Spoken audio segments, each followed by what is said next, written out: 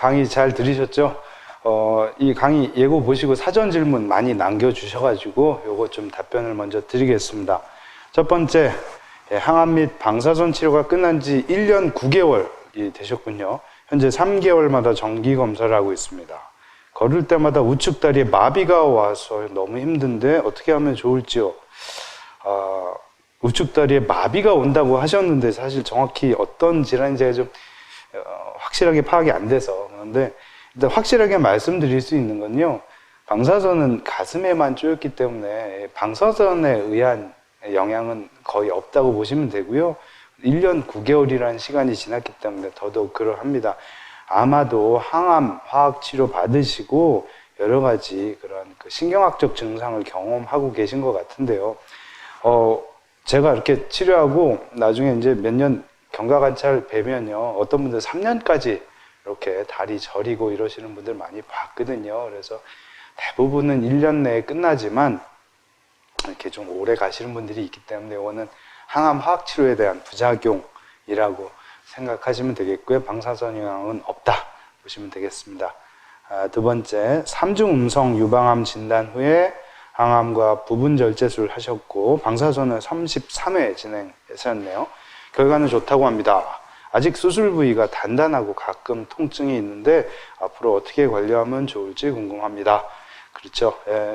자, 치료, 수술, 항암, 방사선 다 하셨고 수술 부위가 단단한 것은요, 일단 두 가지로 볼 수 있겠는데요. 수술한 짠 피부가 단단한 경우, 그리고 아니면 안쪽으로 단단한 경우, 이렇게 볼 수가 있겠고요. 당연히 수술을 하셨기 때문에 피부가 창상 치유하는 과정에서 이런 섬유화가 진행돼서 좀 딱딱하게 만져질 수가 있고요. 요즘은 수술 부위를 꼬매지 않고 열어놓기 때문에 쉽게 얘기하면은 안쪽으로 딱지가 앉아가고 이렇게 남아있는 경우도 있거든요. 일부러 그렇게 합니다. 그래서 서서히 내 몸의 물질로 대체돼 가면서 함몰되지 않도록 하는 기법을 쓰고 있기 때문에, 자, 수술 부위가 단단하고 안쪽으로도 단단한 경우 정상이라고 보시면 되겠고요. 많은 분들이 통증 느끼십니다. 그래서 그런 이제 딱지가 생겨가지고 오는 통증은 좀 당연히 있을 수가 있고 불편하고 이물감이 있는 건 당연한 경우고요. 자, 수술한 이후에 몇 년이 지나도 순간적으로 찌릿하거나 움찔하거나 하는 경우는 굉장히 많습니다. 이제 어떤 경우에 한 1년 지났는데 주무시다가 움찔해가지고 깨셔가지고 놀래가지고 제 외로로 뛰어오신 분도 계셨는데요. 전혀 상관없고요. 유방이 아니라 어느 부위를 수술해도 그 부분에 수술 부위는 찌릿하고 움찔하고 하는 경우는 꽤 오래 갈 수가 있습니다. 그러니까 그건 걱정하지 않으셔도 되는데요. 이 질문을 보고 생각나는 것은 수술 부위뿐만이 아니라 방사선 치료 종료 후에 몇 달 뒤에 가슴 전체 열감이 있다든지 전체적으로 딱딱해지고 좀 커지고 이런 경우는 좀 염증 반응이 온 걸로 의심할 수가 있기 때문에 이럴 때는 꼭 주치의 선생님한테 방문하셔서 좀 상태를 보셔야 됩니다. 그게 아니고 수술 부위가 단단하고 통증이 이렇게 약간씩 있는 거는 정상이기 때문에 편안하게 생활하시면 되겠습니다. 세 번째입니다. 유방암 2기 진단을 받으셨고요. 절단면에 암세포가 남아있어서 방사선 치료 후 항암 치료를 예정하고 있습니다. 항암 또는 방사선 치료 시 요양병원의 면역 치료를 받아도 되나요? 일단은 그 암세포가 좀 남아있을 때 이렇게 재수술을 안 하고 방사선으로 할 수가 있거든요. 걱정하지 마시고 쭉 받으시면 되겠고요.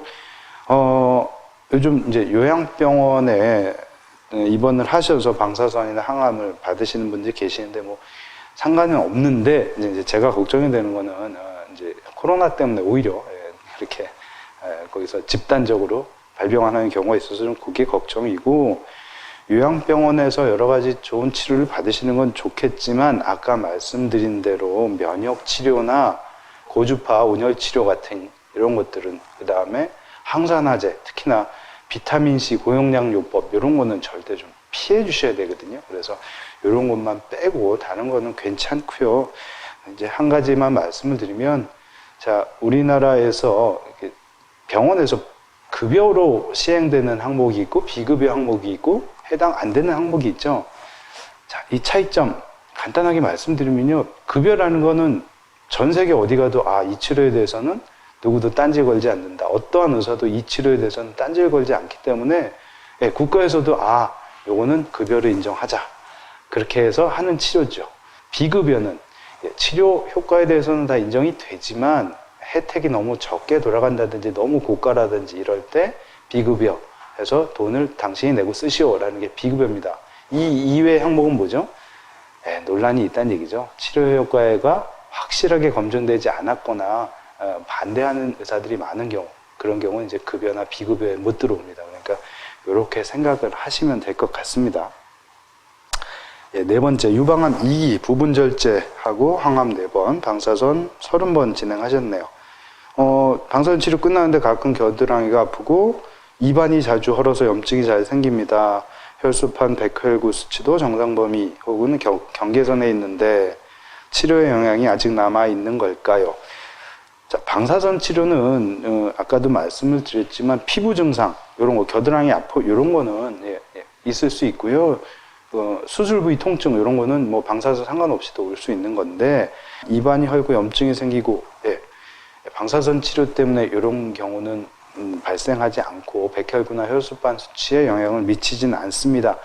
다만 수술하고 항암하고 방사선을 진행을 하셨기 때문에 아직 체력이나 몸 상태가 정상이 아니죠. 그러니 당연히 입안이 자주 헐고 그 다음에 우리가 물만 먹어도 살찌는 체질이 있듯이 이런 진짜 숨만 쉬어도 체력 떨어지시는 분들이 계시죠. 그래서 이렇게 체력이 워낙 약하신 분들은 회복되는데 오래 걸리시는 분들이 계세요. 그래서 방사선 치료 자체만의 영향은 아니더라도 이전에 항암하고 수술의 영향으로 이렇게 혈소판이나 백혈구 수치가 돌아오는데 시간이 걸리시는 분들도 가끔 계시니까 조금 기다려 주시면 될 것 같습니다.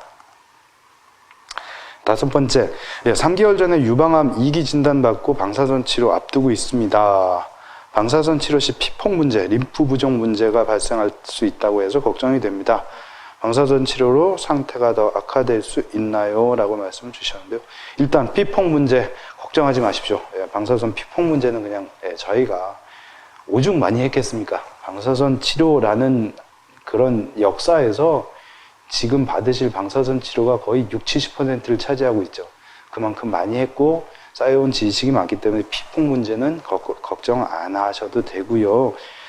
림프 부종, 일단 림프절 전이가 있어서 그쪽에 수술을 좀 심하게 하셨다고 하면 이제 문제가 될 수 있고요.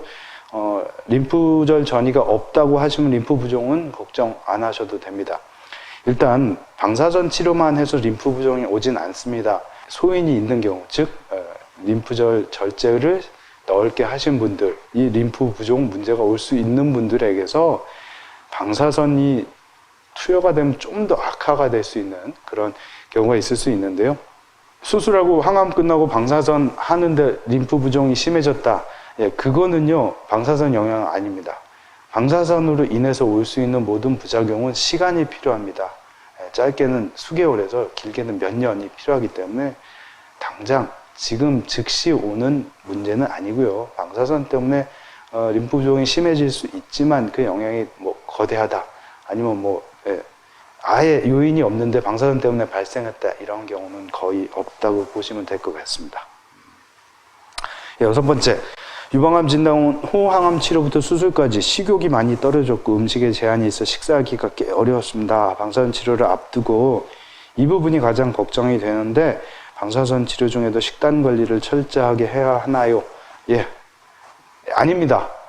우리가 앞에서 말씀드렸죠. 유방암은 전혀 식단하고 관련이 없는데 항암 화학 치료를 하실 경우 백혈구가 떨어질 수 있으니 날것, 회 이런 걸 피하라고 하셨는데 끝나고 마지막 피검사에서 백혈구가 회복됐다고 알려주시면 회, 날것 다 드셔도 되고요. 모든 거 다 드실 수 있습니다. 다만 여성 호르몬 양성인 경우에 여성 호르몬이 많은 음식만 조금 피해 주시면 되겠고요. 방사선 치료 중에는 그러니까 항암을 안 하시고 방사선만 앞두고 계신 분들은 음식 조절이 필요 없다. 이렇게 보시면 되겠고요. 지금 이 경우에도 백혈구 수치 회복만 되시면 다 드실 수가 있으니까 편안하게 치료 받으셨으면 좋겠습니다. 예, 다음은 이제 유튜브 방금 강의하는 동안 실시간 질문 들어온 게 있어서 이것 좀 어떤 게 있었을까요? 예. 네, 지금부터 유튜브 실시간 질문에 대한 질의응답을 시작하겠습니다. 첫 번째 질문은 정소영님께서 보내주셨습니다. 림프절 2mm 미세 전이가 있어서 맘마프린트 항암 패스로 방사선 치료를 19번 받았는데 미세 전이가 너무 걱정됩니다. 방사선 치료가 도움이 되었을까요?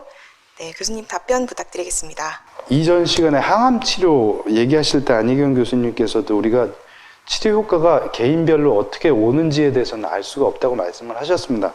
이게 무슨 말씀이냐면 지금 치료를 하면서 이게 효과가 있는지 없는지를 보는 경우는 뭐 전이가 있어서 전이세포를 막 치료하고 이런 경우고, 자, 우리가 수술 후에 방사선 치료를 하는 경우는 똑같은 경우 지금 2mm 전이가 있었고 맘마프린트에서 다행히 항암 패스, 항암은 안 하셨는데, 이런 경우 똑같은 분들 1000명씩 놓고 한쪽 그룹은 방사선을 하고 한쪽은 안 해봤을 때 한쪽 그룹이 확실히 재발 안 하다가 이런 증거가 있으니까 방사선을 하는 거거든요. 미세 전이라고 얘기하셨는데요. 예, 방사선 치료는 그것 때문에 하는 거죠. 생긴 곳에서 또 생기는 걸 막아주는 효과가 있기 때문에 하신 거고요. 당연히 잘 되셨을 거고요. 전혀 이건 걱정하실 거 없습니다. 이제 림프절 전이가 있었는데 항암을 안 하셔서 아마 걱정이 되신 것 같은데요.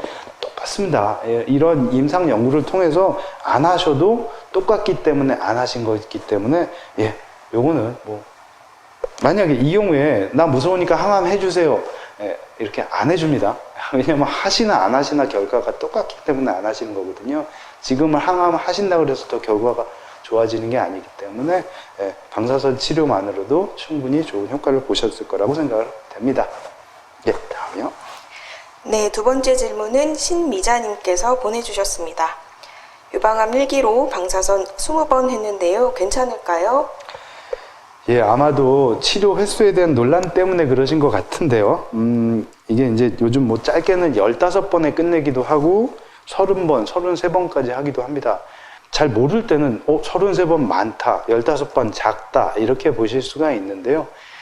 우리가 생물학적으로 계산하는 치료 용량은 동일하다고 보시면 됩니다. 33번에 하나, 15번에 하나 들어가는 용량은 똑같은데 그거를 몇 번에 잘게 쪼개서 하느냐의 문제이고요. 모든 임상실험을 통해서 지금 하시고 있는 치료 효과는 동일하다고 되어 있습니다. 그렇기 때문에 시행을 할 수가 있고, 급여 항목으로 아까 말씀드렸듯이 급여 항목으로 치료를 받을 수가 있죠. 그래서 근데 이제 치료를 짧게 끝내면 장기 부작용이 좀 늘어날 수 있다. 이런 얘기도 있고요. 그래서 아직도 이거는 전통적인 치료법과 최신 치료법의 차이에 대해서는요, 그냥 의사 선생님의 맡겨주시면 되겠습니다. 이건 논란이 좀 있고, 자기 이제 생각하는 거에 따라서 좀 달라질 수가 있는 부분이고, 굉장히 좀 예민한 부분이긴 하지만, 각 방사선 종양학과 전문의 분들의 판단이 틀리지 않습니다. 제가 다 아시는 분들이고, 그래서 20번, 전 세계적으로 오히려 지금 더 스탠다드로 받아들여지고 있는 치료법이고요. 그렇기 때문에 전혀 이상 없으셨을 겁니다. 네, 세 번째 질문은 예나강님께서 보내주셨습니다. 어머니께서 15년 전 호르몬 유방암으로 방사선 치료를 받으셨고 이번에 3중 음성으로 수술을 앞두고 계십니다. 이전에 방사선 영향으로 폐에 결절이 생겨 추적 관찰 중이라서 이번에도 걱정이 많이 되신다고 합니다. 이런 경우에 방사선 설계는 어떻게 하면 될까요? 아마 지금 이게 같은 쪽인지 다른 쪽인지에 따라서 좀 얘기가 달라지는데요. 아마 다른 쪽이지 않을까 싶어요. 15년 전에는 호르몬 양성 유방암으로 치료를 받으셨고 이번에는 3중 음성이, 일단 그럼 두 가지 다 말씀드리죠. 다른 쪽이었다고 생각을 하면요, 다른 암이 새로 생긴 거죠. 그러면 다른 쪽이기 때문에 그대로 원래 안 하셨던 것처럼 똑같이 치료를 받으시면 되고요. 혹시 이제 같은 쪽에 방사선 치료를 받으시기까지 했는데 다시 새로운 3중 음성암이 생기셨다, 이럴 경우는 좀 이제 얘기가 복잡해집니다. 그래서 일단은 아마 아까 사진 보여드렸었죠. 방사선 폐렴으로 인한 결절이 아주 작게 있었던 것 같으신데 일단 폐 결절은요, 그 부위는 폐 기능이 손실되어 있기 때문에 방사선을 재치료한다 그래서 뭐 더 망가지거나 그렇지가 않아요. 그런데 방사선 치료를 이미 받으신 쪽에 방사선 재치료를 할 때는 여러 가지 이제 고려 사항이 있습니다. 왜냐하면 방사선은 누적이 되기 때문에 방사선 용량이 누적되면 나중에 치료가 아니라 이제 세포 괴사가 올 수 있거든요. 그래서 이 경우는 뭐 그러시겠지만 반드시 처음에 치료 받으셨던 병원에서 치료하실 것을 권유드리고요. 왜냐하면 이전에 방사선 치료했던 데이터가 있기 때문에 그 병원을 방문하시는 게 제일 좋고, 당연히 그러고 계시죠? 그게 제일 좋고요. 그 다음에 방사선 치료를 추가적으로 할지 말지는 고민하시고 아마 다학제적으로 해결을 하실 텐데, 아마 이런 경우는 전절제를 하시기 때문에 추가적 방사선 치료는 안 할 것 같다는 생각이 듭니다. 그게 아마 이제 표준 치료가 될 거라고 생각이 되고요. 자, 다시 정리해드리면 반대쪽에 재발하셨으면 아마 새로 생긴 거죠. 그러면은 그냥 표준 치료를 받으시면 되고요. 같은 쪽에서 생기셨다 그러면 아마 전절제를 통해서 하실 것 같고, 추가적 방사선 치료가 필요한 경우에는 이전에 했던 병원에서 꼭 받으시길 권유드리겠습니다. 네, 다음 질문은 조미향님께서 보내주셨습니다. 3년 전 유방암 1기로 부분절제 후 방사선 치료 30번 진행했습니다.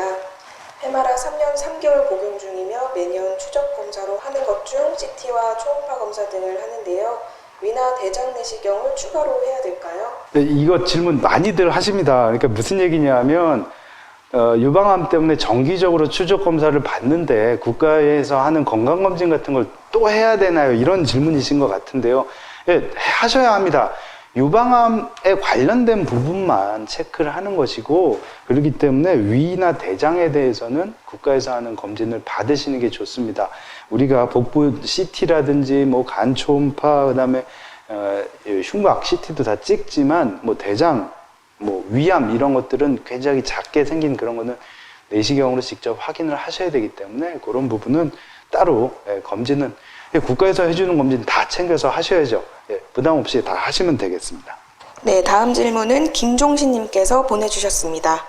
방사선 치료 후에 불면증이 심해졌는데 방사선 치료 부작용일까요? 일단 답은 아닙니다. 방사선 치료 영향으로 부작용이 오는 경우는 뭐 의학적으로 없는데 많습니다. 참 답이 애매한데, 방사선 치료 후에 부작용으로 오는 불면증은 없지만 꽤 많은 분들이 불면증을 호소하시는 분들이 많이 계시는데요.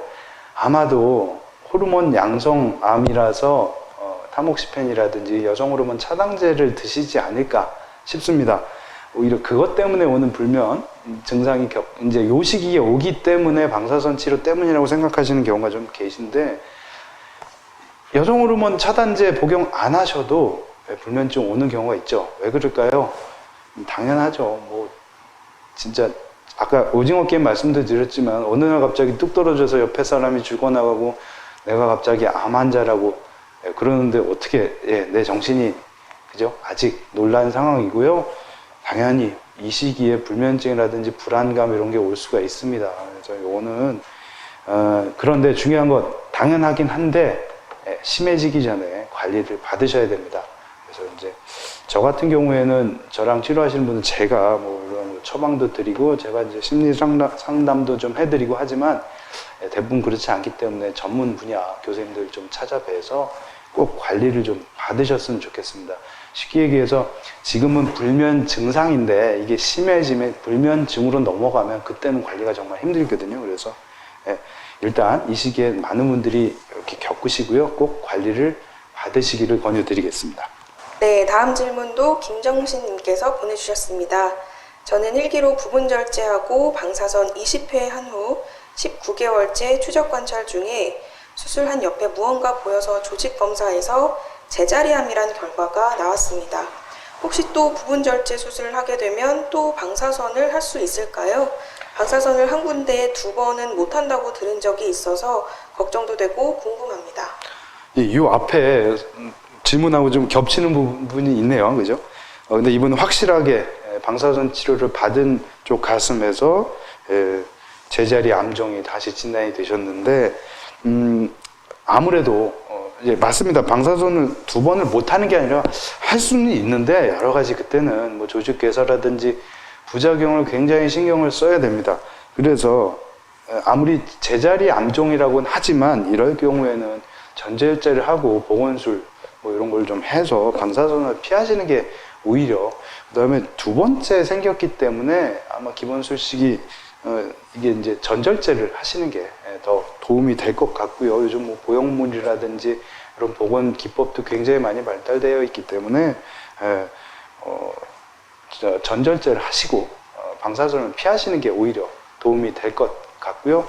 뭐 저희 병원에만 이런 경우가 있었다면 저는 전절제로 권유를 드립니다. 네, 교수님 죄송한데 추가로 들어온 예. 질문이 좀 있어서요. 예. 간단하게 답변 부탁드리겠습니다. 닉네임 영원한 현재님께서 보내주신 질문입니다. 전 절제 후 미세전이가 하나 나왔는데 방사선을 생략하셨어요. 전이가 나왔는데 생략해도 될까요? 정말 어려운 질문들. 그 조직 검사 결과지를 봐야 확실한 답변이 되겠는데, 미세전이가, 그러니까 전절제를 하셨는데 미세전이가 나왔고 방사선을 생략했다. 우리가 모든 치료는 저희가 그냥 감으로 하는 게 아니라 기준이 있습니다. 뭐 당연히 그 기준에 해당이 안 되시기 때문에 방사선을 안 하셨고요. 기본적으로 전절제를 하게 되면 방사선을 안 하시는 게 기본이고요. 그 중에도 여러 가지 이제 조건, 위험 요소가 있을 때 이제 방사선을 추가하게 되는데요. 아마도 그런 거 우리 공식상에 추가 안 하는 상황이었겠죠. 근데 정확히 모르겠습니다. 그 병리 기록지를 봐야 내가 정확한 답변이 되겠는데요. 당연히 뭐 그 술식에 해당되지 않기 때문에 안 하셨을 거라고 저는 믿습니다. 네, 다음 질문은 이순옥님께서 보내주셨습니다. 현재 74세이고 2019년에 항암 8번, 방사선 32번을 했습니다. 아직 음식에 대한 거부 반응이 있는데 어떻게 하면 좋을까요? 항암 하시고 지금 몇 년 되셨다? 2019년에 하셨다 그랬죠? 그러면은 이제 거의 3년 가까이 돼 가시는데, 다시 한번 말씀드리지만 방사선 치료가 전신에 영향을 미치지 않기 때문에 방사선 치료로 인해서 입맛이 없다든지 뭐 그런 건 없고요. 아마도 항암 치료 19번 하시면서 미각 상실 좀 오셨던 것 같은데요. 그게 한 2, 3년 갈 수 있고요. 연세가 좀 있으셔서 당연히 그렇겠고요. 그거는 이제 항암에 의한 효과입니다. 당연히 돌아오실 거라고 믿고요. 조금 더 견뎌주시길 바랍니다. 물론 영구적으로 오시는 분들도 있겠지만, 요거는 이제 방사선이 입 쪽으로 들어가는 경우는 없기 때문에 방사선에 의한 미각 손실은 없다, 이렇게 말씀을 드리겠습니다. 네, 마지막 질문입니다. 조미향님께서 보내주셨습니다. 쪼인 방사선이 몸에 쌓여서 많이 쪼이면 정상세포도 변이 된다는 내용을 들은 적이 있는데요. 여기에 대한 정확한 답변 부탁드리겠습니다. 계속 말씀드립니다만 방사선은 누적이 될 수 있어서 어느 일정 영역을 넘어가면 세포가 괴사를 일으킬 수 있습니다. 그런데 그 일정 영역이 아닌 경우에는요, 전혀 이상 없습니다. 그러니까 폐세포 같은 경우에 이제 섬유화가 진행될 수가 있고 여러 가지 조직이 있는데요. 저희가 방사선 치료를 하는 용량은 우리 몸의 정상세포가 견딜 수 있는 영역에서 끝납니다. 우리가 보통 60그레이 이렇게 얘기를 하고 6000cg레이, 6000라드 이렇게 얘기를 하는 용량, 6000이라는 경우가 굉장히 많이 보시고 5000 이런 용량도 보실 텐데요. 그게 우리 몸의 정상세포가 지금 말씀하신 그런 부작용 없이 견딜 수 있는 최고 용량입니다. 그래서 그거를 다 알고 저희가 그 내에서 치료 효과를 볼 수 있는 용량을 결정하기 때문에 여러분께서 방사선 종양학과 전문의가 판단한 용량 내에서는요, 지금 말씀하신 세포가 파괴되고 이런 거는 걱정을 안 하셔도 됩니다. 그렇기 때문에 저희가 공부하고 연구하고 하는 거죠. 방사선 종양학과의 치료에 대한 연구는요, 그래서 도즈 에스컬레이션, 그러니까 용량을 높이는 연구가 있는데요. 그래서 그 용량 1그레이 높이는 것도 굉장히 어렵게 연구를 합니다. 그래서 저희가 고민할 테니까 그런 고민하지 마시고요. 받으신 치료에 대해서 걱정은 안 하셔도 되겠고요. 한 가지, 그렇기 때문에 재치료할 때는 여러 가지 고민거리가 많이 되겠죠. 재치료하는 일 없도록 기원하겠습니다. 감사합니다. 질문 다 끝나신 거죠? 네, 교수님 답변 감사드립니다. 긴 시간 동안 강의와 상담을 진행해 주셔서 다시 한번 감사드립니다. 마지막으로 환우와 가족분들께 희망의 한 말씀 부탁드리겠습니다. 예, 아까 안 교수님 영상 볼 때 제가 밖에서 보면서 질문 중에 제가 제일 안타깝게 생각하는 질문이 하나 있습니다. 유방암에 걸려서 다 치료가 됐는데 유방암은 재발을 잘하는 암이라 걱정이 됩니다 라는 말씀 정말 많이 하시는데요. 이거 정말로 잘못된 얘기입니다. 이 영상 보시는 분 꼭 좀 다른 분들께도 말씀 좀 해주십시오. 유방암이 재발을 제일 잘한다 그러는데, 자, 뭐보다 재발을 잘한다는지 솔직히 잘 모르겠고요. 일단은 암 중에 재발이란 말을 쓴다는 것은요, 완치가 돼서 완치 후에 뭔가 다시 생긴 걸 얘기를 하죠. 재발이란 말을 쓸 수 있는 암이 몇 가지가 안 됩니다. 예, 보통 이제 특히나 방사선 치료를 하러 오시는 분들은 완치가 됐기 때문에 저한테 오신다고 말씀을 드렸죠. 그래서 재발 위험을 경감시키는 방사선 치료를 하시는데, 자, 진짜로요. 유방암이 재발을 잘하는 것이 아니고 워낙 오래 사시기 때문에, 자, 우리가 지금 만약에 30대에 방사선 치료를 받고 유방암 뭐 다 끝내셨으면 뭐 100살까지 산다고 치면 70년 동안 사셔야 되는데, 그동안 아주 작은 보통 1, 2기 암의 경우 10% 정도의 재발률을 안고 사신다. 이게 문제지 재발률이 높은 것이 아니고 여러분들이 정해진 수명까지 오래 사시기 때문에 재발이란 걸 경험할 확률이 높다 뿐이지 재발을 잘하는 암이 절대 아닙니다. 재발하기 싫으면 빨리 죽으면 되겠습니다. 쉽게 얘기해서. 자, 그게 아니죠. 그래서 유방암은 다른 암보다 재발을 잘하는 것이 아니라 다른 암보다 훨씬 오래 살기 때문에 재발이라는 걸 경험하는 분들이 많이 보여지는 것 뿐이다. 요거 말씀드리고 오늘 강의 끝내겠습니다. 예, 지금까지 오랜 시간 시청해 주셔서 정말 감사드리고요. 여러분들 정말 행복하십시오. 행복하는 건 내 자유입니다. 예, 행복하시길 기원하겠습니다. 감사합니다. 아픔은 감당해야 할 벌이 아니었다. 불안은 아픈 자들의 의무가 아니었다. 희망은 모두가 품어야 할 자유의지이다. 행복은 우리가 할 수 있는 위대한 반항이다.